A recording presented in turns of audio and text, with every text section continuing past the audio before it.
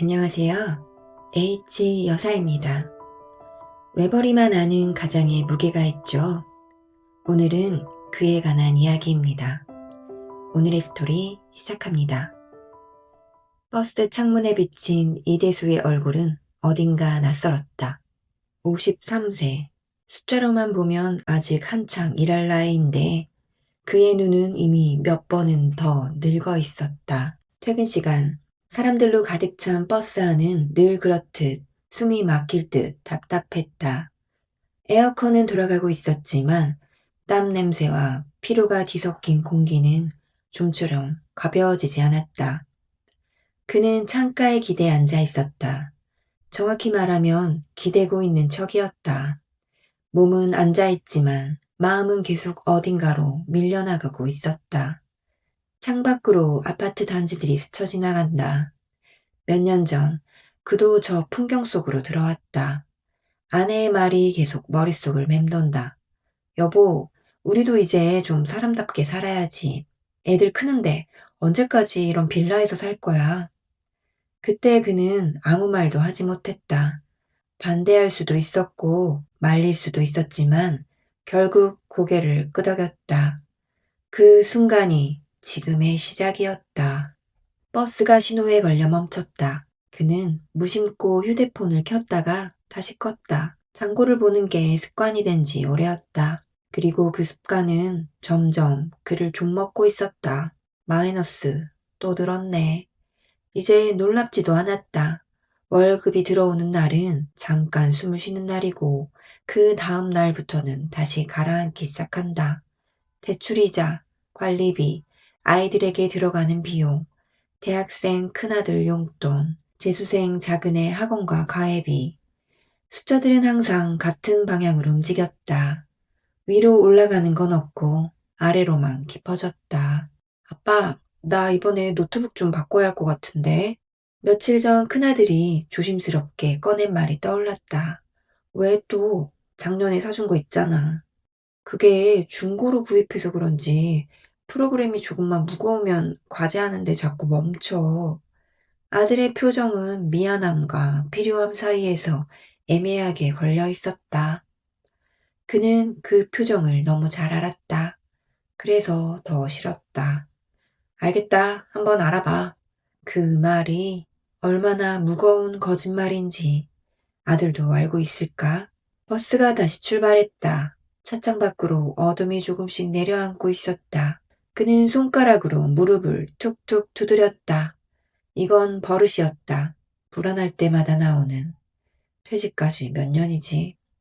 생각하지 않으려 해도 자꾸 계산이 됐다. 정년까지 7년. 그 이유는? 막연했다. 아니, 솔직히 말하면 막막했다. 지금도 이렇게 허덕이는데 그 이유는 도대체 어떻게 버티지? 여보, 요즘 왜 이렇게 말이 없어? 아내의 목소리가 기억 속에서 겹쳐졌다. 그냥 피곤해서. 피곤하긴 다 피곤하지. 당신만 이래? 그 말은 틀린 말이 아니었다. 그래서 더 답답했다. 아내도 나름대로 열심히 산다. 집안일, 아이들 챙기기, 관계 유지.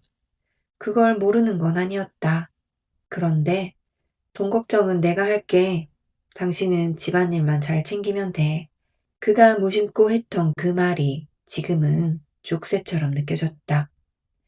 휴대폰이 진동한다. 그는 화면을 내려봤다. 여보, 오늘은 고기 먹으러 갈까? 짧은 문장이었다. 익숙한 말투, 익숙한 이모티콘. 아내는 늘 저렇게 밝았다. 아무 일 없다는 듯 가볍게.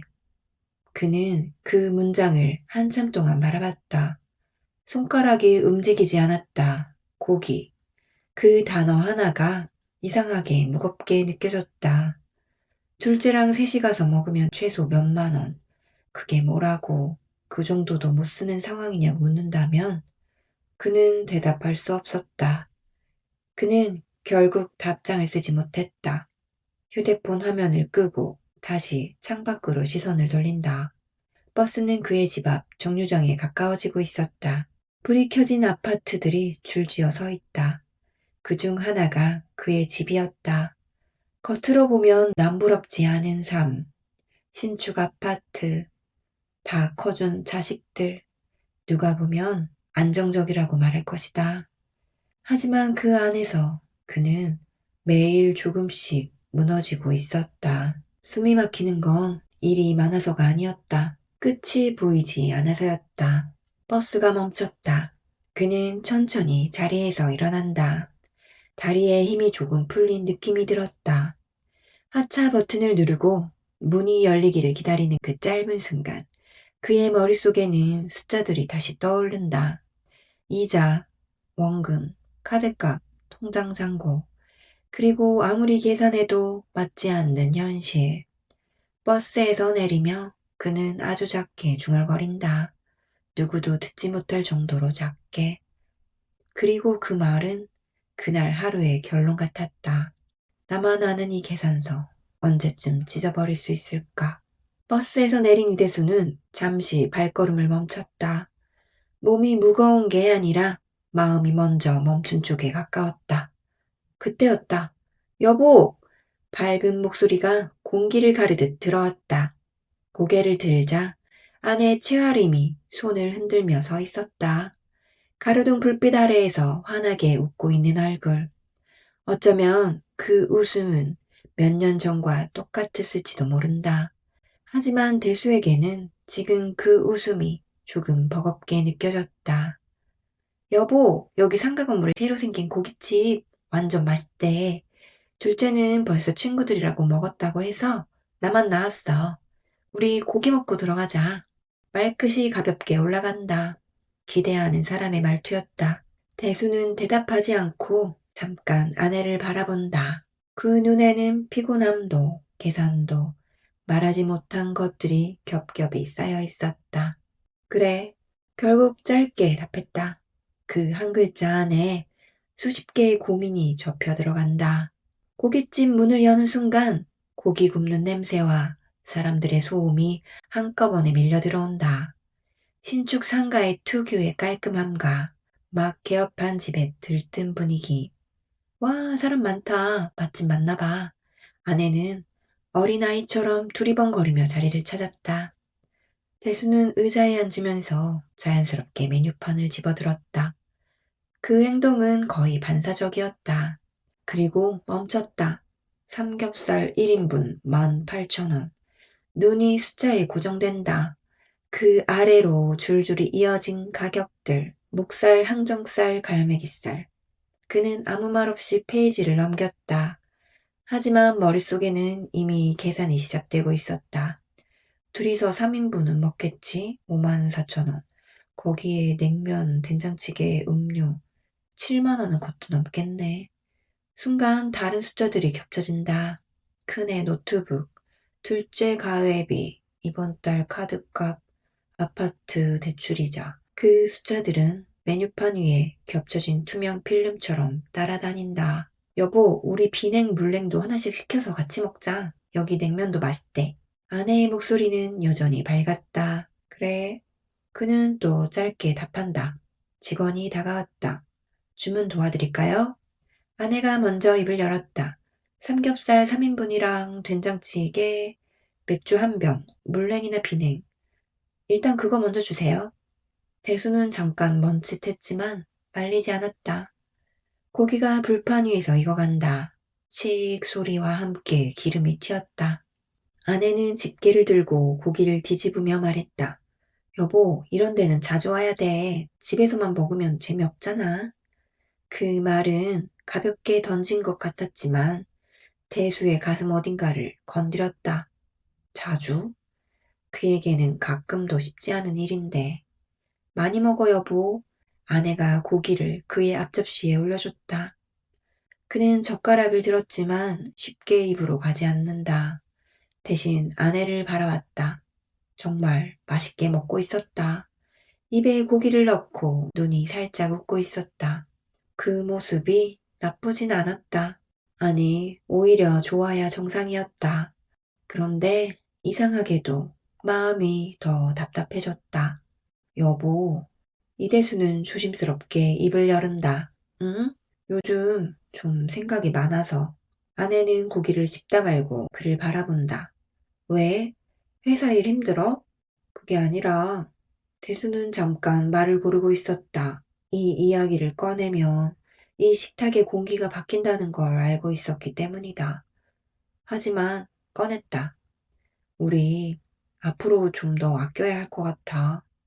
아내의 표정이 아주 미묘하게 굳었다. 갑자기? 아니, 갑자기가 아니라 계속 생각하던 거야. 그는 시선을 피하며 말을 이은다. 퇴직도 얼마 안 남았고, 애들 아직 자리도 못 잡았고, 지금 상황이 좀 빠듯하잖아. 대출이자도 계속 나가고.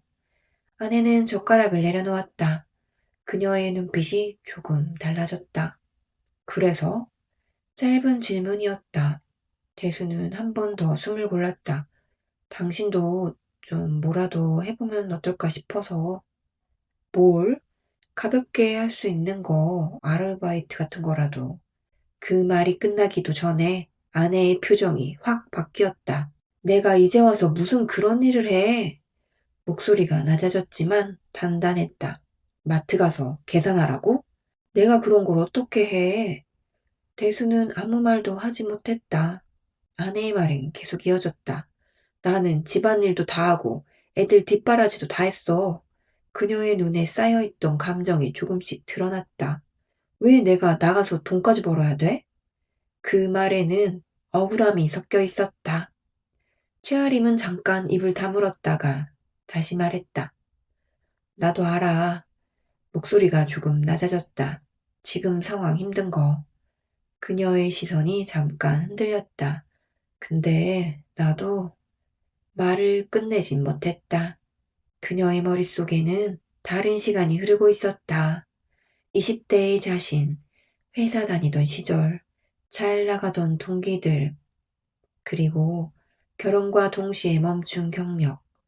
나도 대학 나왔어. 툭 하고 말이 떨어졌다. 회사도 다녔었고, 그녀는 고개를 들었다. 그거 내가 다 포기한 거, 가정을 위해서였어. 그 말은 변명이 아니었다. 오래 묵혀둔 사실이었다. 이제 와서 계산대 서라고 하면 그녀는 끝내 말을 흐렸다. 자존심. 그 단어가 입 밖으로 나오지는 않았지만 분명히 거기 있었다. 대수는 아무 말도 하지 못했다. 그저 젓가락만 만지작거렸다. 고기는 식어가고 있었고 냉면은 이미 나왔지만 손도 대지 않았다. 둘 사이에 흐르는 공기가 아까와는 완전히 달라져 있었다. 이 식탁에는 두 개의 진실이 있었다. 하나는 무너져가는 현실을 매일 숫자로 확인하는 남편의 진실. 다른 하나는 이미 자신의 인생 절반을 포기했다고 믿는 아내의 진실. 둘 다 틀리지는 않았다. 그래서 더 답이 없었다. 옆에서는 여전히 사람들이 웃고 떠들고 있었다. 이 집은 여전히 맛집이었고 누군가는 오늘 이 시간을 행복이라고 기억할 것이다. 하지만 이대수에게는 아니었다. 그는 맥주를 들이키고는 잔을 내려놨다. 그리고 조용히 생각한다. 나는 어디서부터 잘못된 걸까? 말은 꺼내지 않았다. 그 대신 눈앞에 계산서가 떠올랐다. 지워지지 않는 숫자들. 그리고 그 숫자보다 더 답답한 서로 다른 방향을 보고 있는 두 사람. 그는 그날 처음으로 확실히 느꼈다. 혼자가 아니라 둘인데 이 싸움은 혼자 하고 있었다는 걸. 주말 오후였다. 평일보다 늦게 일어났는데도 이대수의 몸은 전혀 가볍지 않았다. 쉬는 날이라는 개념이 언제부터인가 단순히 회사 안 가는 날로만 남아 있었다. 거실에서 TV를 켜놓고 앉아 있었지만 화면은 눈에 들어오지 않았다. 그때 아내가 말했다. 오늘 민수네 만나는 거 몇 시였지? 2시. 늦지 않게 나가야겠네. 민수 와이프도 온다며? 그 말에 대수는 짧게 고개를 끄덕였다. 민수. 30년 넘게 알고 지낸 친구. 젊을 때는 거의 매일 붙어 다녔던 사이였다. 하지만 어느 순간부터 만남의 간격이 조금씩 벌어졌다. 서로 바빠서이기도 했고 어쩌면 서로 다른 삶의 방향 때문이었을지도 모른다. 약속 장소는 깔끔한 한식당이었다. 문을 열고 들어가자 먼저 와 있던 민수가 크게 손을 흔들었다. 야, 이대수, 오랜만이다. 두 사람은 가볍게 어깨를 부딪히며 인사를 나눴다. 민수의 얼굴은 예전보다 살이 조금 붙었고 전체적으로 여유가 묻어 있었다. 그 옆에 앉아있는 아내도 마찬가지였다. 단정한 옷차림, 자연스럽게 정돈된 분위기. 화림이 말을 건넸다. 오랜만이네. 잘 지냈어? 짧은 인사가 오갔다. 네 사람이 자리에 앉고 음식이 하나둘 나오기 시작한다. 야, 요즘 골프 배운다면서? 대수가 물었다. 사실 시작한 지는 꽤 됐는데 요즘에야 진짜 재미를 알았다랄까? 민수의 얼굴이 금방 밝아졌다. 지난주에도 필드 다녀왔는데, 진짜 다르더라. 그는 손짓까지 섞여가며 이야기를 이어갔다. 공 하나 치는데 그렇게 긴장이 되더라니까? 근데 또 치고 나면 기분이, 설명이 안 돼. 민수의 아내도 옆에서 웃으며 거들었다. 요즘은 주말마다 골프 치러 가요. 저희는 완전 골프에 빠졌어요. 그러게요. 같이 배우신다면서요? 네, 저도 같이 시작했어요. 운동도 되고 좋더라고요. 그녀의 말투에는 자연스러운 자신감이 묻어 있었다. 태수는 그 모습을 조용히 바라봤다. 같이 배운다. 같이 다닌다. 그 단어들이 머릿속에 한 번 더 맴돌았다. 애들은 어때? 화림이 물었다. 민수 와이프가 웃으며 답했다. 큰애는 회사 잘 다니고 있고, 둘째는 수시 합격하고 요즘은 좀 마음이 놓이는지 어제는 글쎄 저녁을 차려줬어. 벌써 그렇게 됐어? 시간 금방 가더라. 그 말은 가볍게 들렸지만 화림의 귀에는 다르게 박혔다. 취업, 수시 합격, 저녁을 차린다고? 벌써? 그는 잠깐 시선을 내렸다. 자신의 아이들이 떠올랐다. 아직도 용돈을 보내야 하는 큰아들, 가회비를 끊지 못하는 재수생 둘째, 엄마가 없으면 라면도 제대로 끓여 먹지 못하는 아들. 비슷한 나이대의 아이들인데 결과는 좀 달랐다. 식사가 중반쯤 흘렀을 때였다. 민수가 물컵을 들다가 문득 말했다. 야, 근데 너희는 아직도 외벌이야? 대수는 젓가락을 멈췄다. 어, 민수는 잠깐 눈을 크게 떴다가 이내 웃었다. 와, 너 진짜 대단하다. 우리 집은 맞벌이라도 빠듯한데. 그 말은 칭찬처럼 들렸지만 대수의 귀에는 전혀 그렇게 들리지 않았다. 대단하다. 그 단어가 묘하게 공허하게 울렸다. 그는 씁쓸하게 웃었다. 뭐, 그냥 그렇게 살다 보니까. 그게 전부였다. 그 순간 과거의 한 장면이 스쳐 지나갔다. 30대 중반, 아직 아이들이 어릴 때 민수가 술자리에서 투덜거리던 모습. 야, 우리 집은 둘이 벌어도 돈이 안 보인다니까. 그때 대수는 웃으면서 말했다. 그건 너가 관리 못해서 그런 거지. 그리고 어딘가 모르게 뿌듯했다. 혼자 벌어서도 가정을 꾸려간다는 자부심. 아내를 집에 있게 해주는 남자라는 그 시절 기준에서 꽤 그럴듯한 자존심. 옆에서 화림도 조용히 밥을 먹고 있었다. 하지만 그녀의 머릿속에도 다른 기억이 떠오르고 있었다. 어린아이를 양쪽에 앉혀놓고 밥을 먹이던 시절, 학원 시간 맞춰 뛰어다니던 날들, 밤늦게 숙제 봐주던 순간들, 그녀는 그 모든 시간에 자부심이 있었다. 그리고 민수의 아내를 떠올렸다. 그때 그녀는 늘 정신없이 바빠 보였다. 아이를 맡기고 출근하고 늦게 퇴근하고 그런 이야기들을 들으면서 저렇게까지 해야 하나 하는 생각과 아이를 살뜰히 챙기고 집안일도 깔끔하게 잘하는 스스로에게 우월감을 느끼곤 했었다. 그 생각을 분명히 했었다. 하지만 지금은 눈앞에 앉아있는 민수의 아내는 단단하고 여유로워 보였다. 사회생활을 계속해온 여성의 세련된 느낌이 물씬 풍긴다. 약속을 위해 파마를 하고 몇 년 전에 구입한 어색한 원피스를 입고 온 내 모습이 왠지 너무 촌스러워 보였다. 자신의 일을 계속해온 사람의 특유의 안정감, 그리고 자연스럽게 이어지는 대화 속 자신감. 채아림은 그녀의 그 모습을 보며 속으로 아주 작은 흔들림을 느꼈다. 부럽다. 그 생각이 올라왔지만 입 밖으로는 나오지 않았다. 식사는 그렇게 마무리됐다. 밖으로 나와 인사를 나누고 각자 집으로 향한다. 돌아오는 길 차 안은 조용했다. 라디오 소리가 작게 흐르고 있었지만 그것도 곧 꺼졌다. 아내가 먼저 입을 열었다. 민수네는 참 여유로워 보여. 대수는 핸들을 잡은 채 아무 말도 하지 않았다. 좋겠다. 그 말 뒤에 이어지는 감정이 무엇인지 굳이 묻지 않아도 알 수 있었다. 최아림은 창밖을 바라봤다.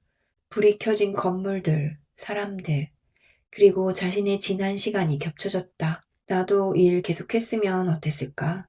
지금보다 여유도 있고 자신감도 있을 텐데. 그 생각이 스쳤다. 하지만 곧 현실이 따라온다. 지금 와서 뭘 할 수 있지? 50이 넘은 나이, 끊긴 경력, 애매한 위치. 그녀의 자존심은 쉽게 허락하지 않았다. 마트 계산대? 그런 건. 마트 계산대 앞에서 아르바이트를 하는 자신의 모습과 당당히 회사를 출근하며 팀장 역할을 하고 있는 커리어 우먼의 민수 와이프 모습이 비교되며 떠올랐다. 그리고 고개를 아주 살짝 저었다. 이대수도 운전대를 잡고 있었지만 생각은 과거로 흘러가고 있었다. 그때 그렇게 당당했던 자신. 남자는 밖에서 돈만 잘 벌면 되는 거야. 아내는 아이들 챙기고 내조 잘하면 되는 거지. 그게 진짜 가정이지. 그 말을 아무렇지 않게 했던 시절. 그 말이 지금은 조금은 무식하게 느껴졌다. 차는 아파트 단지로 들어섰다. 둘은 더 이상 말을 하지 않았다. 같은 공간에 있었지만 각자의 생각 속에 갇혀 있었다. 그날 밤 이대수는 침대에 누워 천장을 바라봤다. 그리고 조용히 깨달았다. 예전에는 선택이라고 생각했던 것들이 지금은 결과가 되어 돌아오고 있다는 걸. 그리고 그 결과는 생각보다 훨씬 무서웠다. 그는 눈을 감으며 생각했다. 그때 다른 선택을 했더라면. 하지만 이미 늦은 질문이었다. 그날은 평소보다 조금 일찍 집에 들어온 날이었다. 회사에서 큰일이 있었던 것도 아니고 특별히 기분이 나빴던 것도 아니었다. 그냥 이유 없이 몸이 무거웠다. 신발을 벗고 들어오자 집안은 조용했다. 거실 불은 켜져 있었지만 아내는 보이지 않았다. 허리마! 대수의 목소리가 집안에 울렸다. 응, 나 여기. 안방에서 들려오는 대답. 평소와 다르지 않은 일상이었다. 그는 소파에 앉아 잠깐 숨을 골랐다.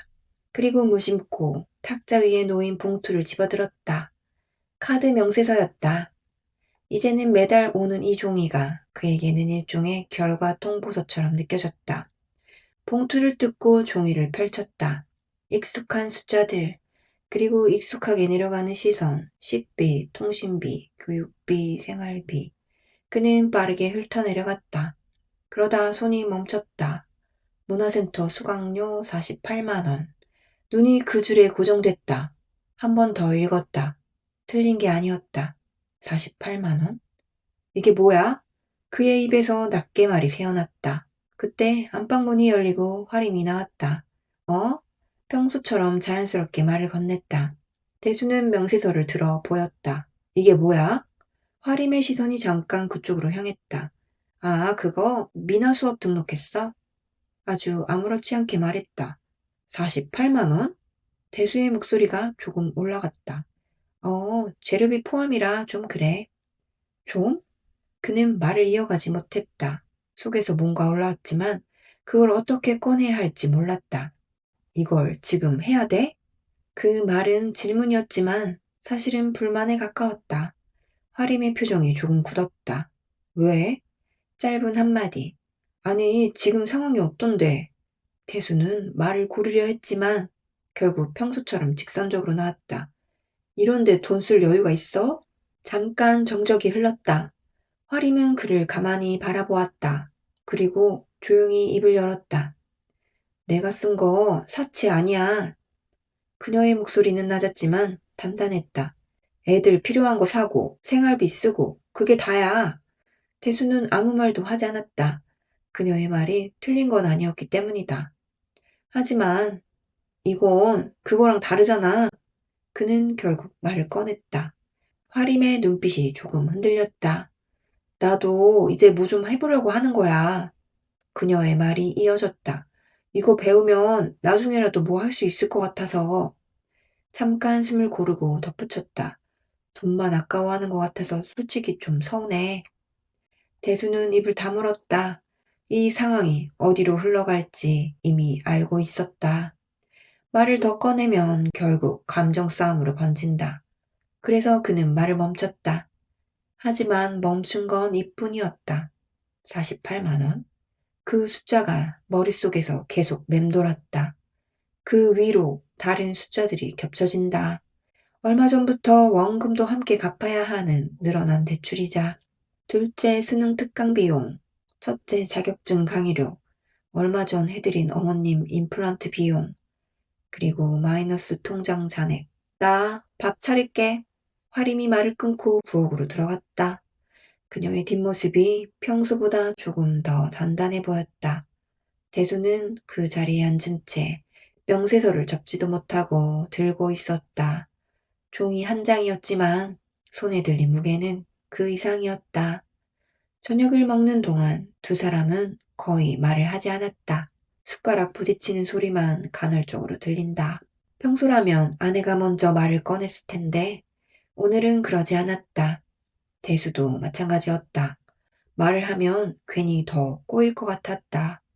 식사를 마치고 대수는 물을 한 컵 마셨다. 그리고 소파에 앉아 TV를 켰다. 하지만 화면은 여전히 눈에 들어오지 않았다. 그때였다. 여보, 이거 좀 봐. 화림의 목소리가 들렸다. 고개를 돌리자 거실 바닥엔 뭔가 펼쳐져 있었다. 한지, 물감, 붓. 처음 보는 재료들이었다. 화림은 그거 하나씩 꺼내 정리하고 있었다. 손길이 조심스러웠다. 마치 오래 기다렸던 걸 다루는 사람처럼. 이거 다 오늘 온 거야. 그녀의 목소리가 조금 밝아졌다. 색감 되게 예쁘지 않아? 대수는 그걸 잠깐 바라봤다. 그리고 아무 말도 하지 않았다. 나 이거 열심히 해볼 거야. 화림이 말했다. 나중에는 작품도 팔고 뭐라도 할 수 있을 것 같아. 그녀의 눈에는 오랜만에 어떤 확신 같은 게 있었다. 하지만 그 확신이 대수에게는 다르게 보인다. 세상을 너무 모른다. 그 생각이 머릿속을 스쳤다. 지금 당장 버티는 것도 힘든데 언제 될지도 모르는 일에 돈을 쓰는 모습. 그에게는 그게 현실감 없는 선택처럼 느껴졌다. 한마디 하고 싶었다. 지금 그럴 때 아니야. 그 말이 목 끝까지 올라왔다. 하지만 꺼내진 않았다. 이미 한 번 부딪혔고 그걸로 충분하다고 느꼈다. 화림은 계속 재료를 정리하고 있었다. 붓을 하나씩 꺼내고 색을 확인하고 그 모습은 마치 오랜만에 자신의 시간을 찾은 사람 같았다. 그날 밤 대수는 다시 명세서를 꺼냈다. 숫자들을 하나씩 짚어봤다. 계산해봤다. 빼고 더하고 다시 빼고. 하지만 결과는 같았다. 안 맞는다. 아무리 계산해도 답이 나오지 않았다. 그는 한참을 그렇게 앉아있다가 천천히 등을 소파에 기대었다. 눈을 감았다. 이 집에는 두 가지 흐름이 있었다. 하나는 어떻게든 버티려는 현실, 다른 하나는 이제라도 뭔가 해보려는 시도. 문제는 그 두 방향이 같은 곳을 향하고 있지 않다는 것이었다. 이대수는 그 사실을 알고 있었다. 그래서 더 외로웠다. 같은 집에 살고 있는데 같은 삶을 살고 있는 것 같지는 않았다. 그는 아주 작게 중얼거렸다. 아무도 듣지 못할 정도로. 그리고 그 말은 요즘 그의 하루를 가장 정확하게 설명하고 있었다. 아무리 계산해도 답이 없다. 그날 아침 회사 공기는 이상하게 무거웠다. 겉으로 보기엔 평소와 똑같았다. 출근해서 커피를 내리고 컴퓨터를 켜고 메일을 확인하는 일상. 그런데 그 안에 설명하기 어려운 긴장이 섞여 있었다. 누군가는 괜히 웃고 있었고, 누군가는 평소보다 말이 없었다. 그리고 그 중심에는 아무도 입 밖으로 꺼내지 않은 한 가지 이야기가 떠다니고 있었다. 야, 들었냐? 옆자리 차장이 의자를 살짝 끌며 말 건넸다. 뭔데? 이번에 희망퇴직곧 봤는데. 그 말은 작았지만 충분히 컸다. 대수는 키보드 위에 올려둔 손을 잠깐 멈췄다. 그래? 응, 위에서 이미 얘기 나온 것 같더라. 차장은 더 말하지 않았다. 굳이 설명할 필요가 없는 분위기였다. 대수는 아무렇지 않은 척 다시 키보드를 두드렸다. 하지만 머릿속은 이미 다른 계산을 하고 있었다. 점심시간 구내 식당에서 밥을 먹고 나오는데 뒤에서 누가 불렀다. 형님, 돌아보니 팀장이었다. 이대수보다 4살 어린 요즘 회사에서 가장 잘 나가는 사람. 잠깐 얘기 좀 할 수 있을까요?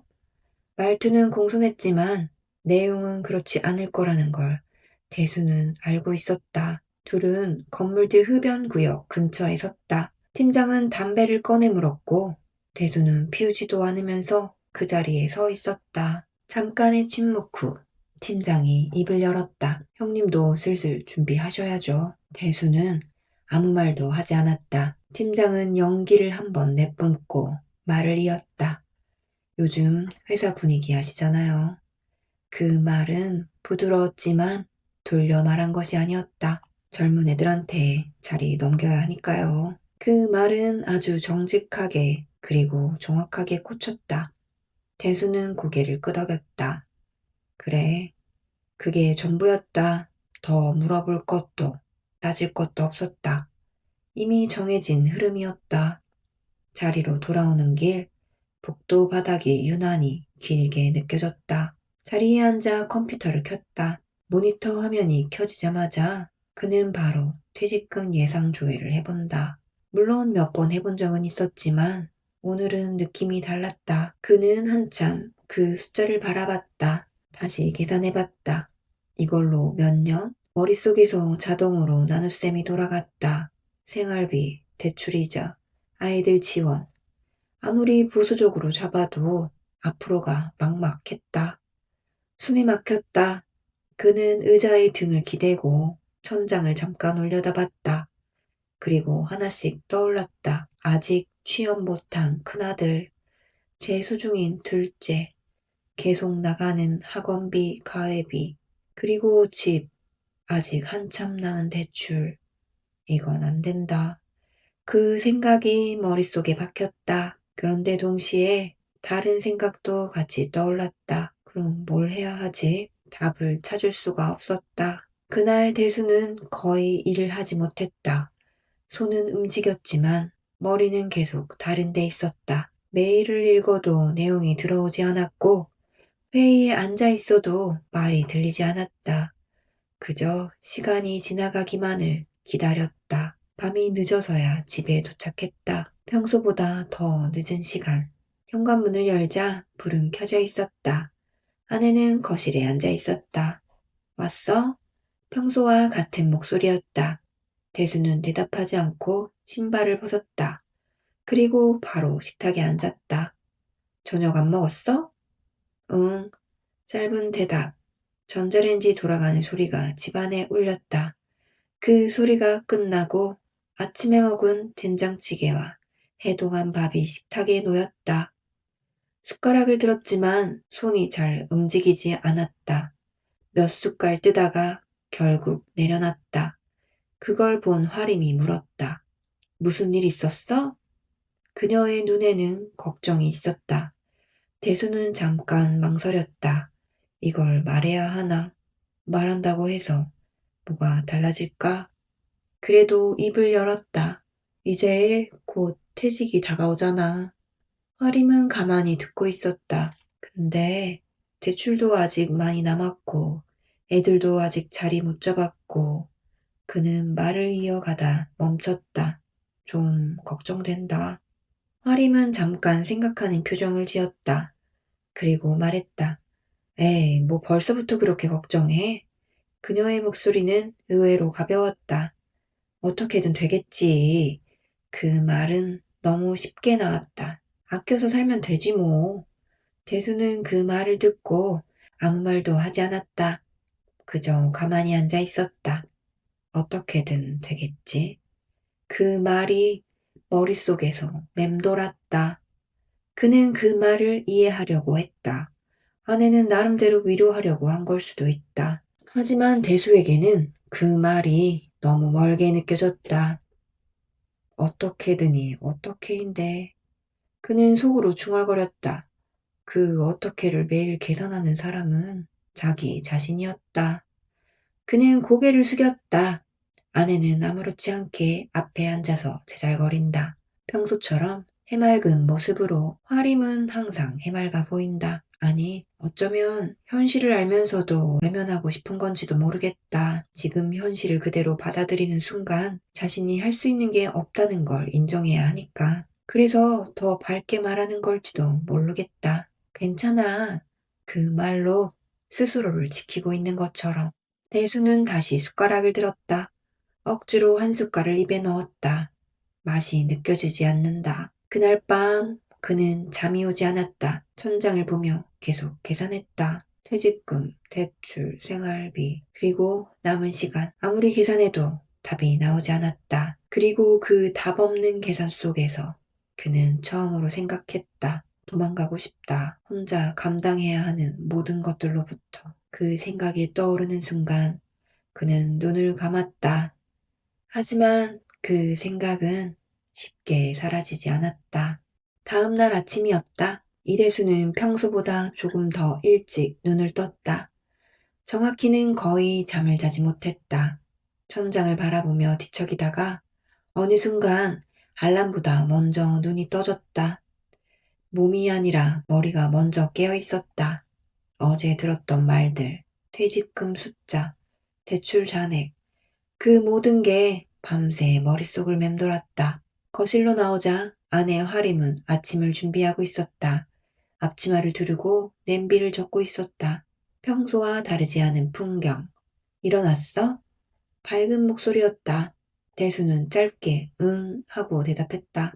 식탁에 앉자 김이 나는 국이 앞에 놓였다. 그때였다. 화림이 웃으면서 말했다. 여보, 우리 오늘 저녁에 중국집 갈까?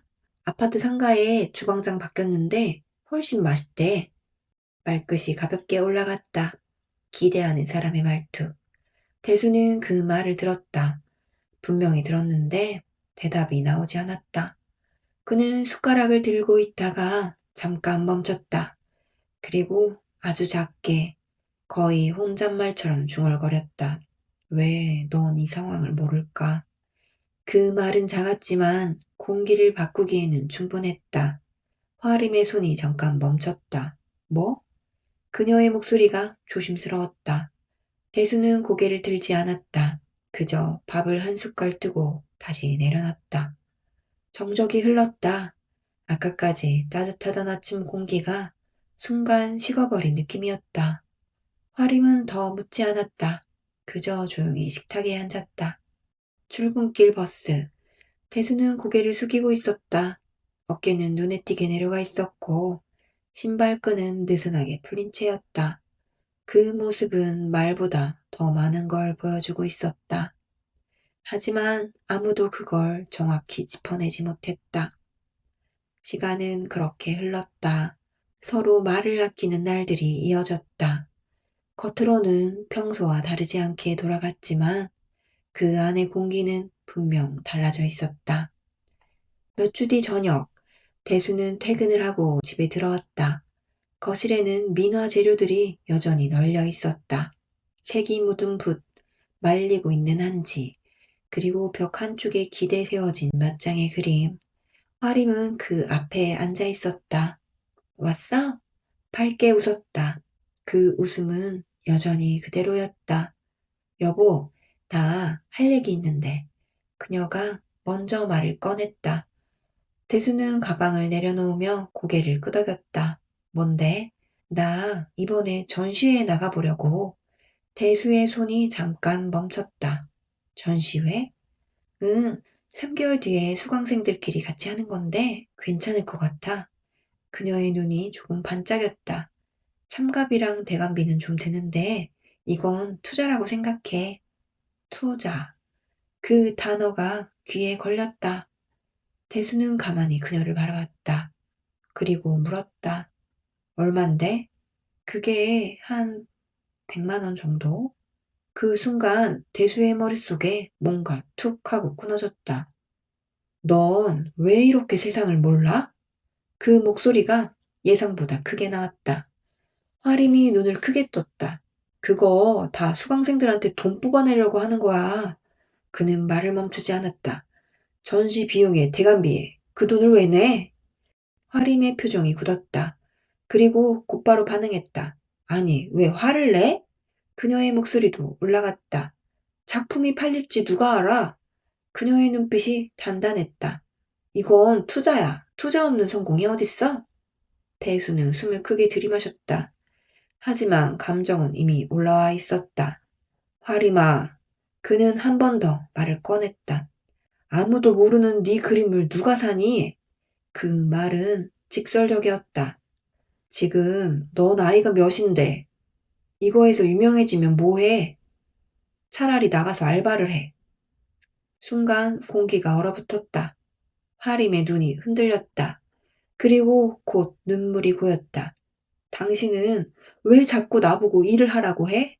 그녀의 목소리가 떨렸다. 내가 이런 그림하는 걸 왜 무시해? 눈물이 한 방울 떨어졌다. 응원해줘야 하는 거 아니야? 그 말은 단순한 반박이 아니었다. 그녀가 쌓아온 시간의 외침이었다. 화림의 머릿속에는 다른 시간이 펼쳐지고 있었다. 아이들이 어릴 때 아토피 때문에 식단을 바꾸고 밤새 긁는 아이 손을 잡아주던 날들, 둘째가 어린이집에 적응을 못해서 6살까지 집에서 돌보던 시간, 학령기가 되자 학원 라이딩에 숙제 봐주고 시험 준비 함께 하던 날들, 나는 아무것도 안 한 사람이야? 그 질문이 속에서 올라왔다. 나도 내 청춘 다 썼어. 대수는 그 모습을 바라봤다. 하지만 더 이상 말이 나오지 않았다. 안 통한다. 그 생각이 머릿속에 박혔다. 이건 설득의 문제가 아니었다. 서로 다른 세계에 서 있는 느낌. 그는 고개를 숙였다. 그리고 생각했다. 대체 이 상황을 어떻게 해야 하지? 한 가지 생각이 스쳤다. 내가 혼자 다 짊어지는 게 맞는 건가? 그 질문은 처음이 아니었다. 하지만 오늘은 조금 더 무겁게 느껴졌다. 그리고 이어졌다. 당신이 이렇게 해맑을 수 있는 건 그는 말을 끝내지 않았다. 하지만 그 생각은 분명했다. 내가 밖에서 버티고 있었기 때문이라는 걸 왜 모를까? 거실에는 더 이상 말이 오가지 않았다. 화림은 눈물을 닦으며 고개를 돌렸고 태수는 아무 말도 하지 못한 채 앉아 있었다. 그날 밤 이대수는 혼자 식탁에 앉아 있었다. 그리고 아주 천천히 숨을 내쉬었다. 이 집에는 아무도 묻지 않는 숫자들이 있었다. 누구도 정확히 보지 않는 잔고가 있었다. 그리고 그걸 혼자서만 들여다보는 사람이 있었다. 조용히 그는 생각했다. 나는 오늘도 혼자 계산기를 두드린다. 누구도 묻지 않은 숫자, 누구도 보지 않는 인생의 잔고를. 오늘 이야기 어떻게 들으셨나요? 저는요, 같은 집에 살아도 같은 현실을 보고 있는 건 아닐 수 있다는 생각이 들었습니다. 누군가는 매일 숫자를 계산하며 버티고 누군가는 그 무게를 모른 채 오늘을 살아가고 있네요. 누가 맞고 틀린 문제가 아니라 서로의 버티는 방식이 너무 달랐던 건 아닐까요? 참 안타깝다는 생각이 듭니다. 여러분의 생각도 자유롭게 남겨주세요. 오늘도 함께 해주신 분들 감사드립니다. 좋아요와 구독은 영상 제작에 큰 힘이 됩니다. H 여사였습니다.